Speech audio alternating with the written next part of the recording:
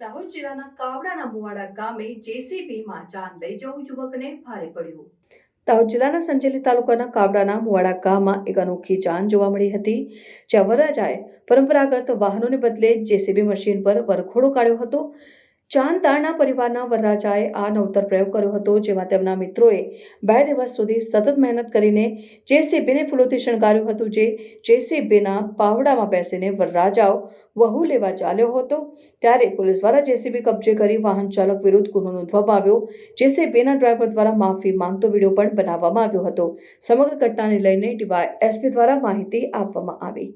ગઈ તારીખ 9/2/2025 રોજ સંજેલી પોલીસ સ્ટેશન ખાતે આવેલ કાવડાના મુવાડા ગામે એક લગ્ન સમારંભમાં એક જેસીબી મશીનમાં આગળના પાવડાના ભાગે વરરાજા તેમજ તેની સાથે 2 સ્ત્રીઓનો બેસાડતો વિડીયો એક વાયરલ થયેલ, જે અનુસંધાને આજરોજ સંજેલી પોલીસ સ્ટેશન ખાતે આ જેસીબી મશીનના ચાલક વિરુદ્ધ BNSS કલમ 281 મુજબ ગુનો રજીસ્ટર કરવામાં આવેલ છે।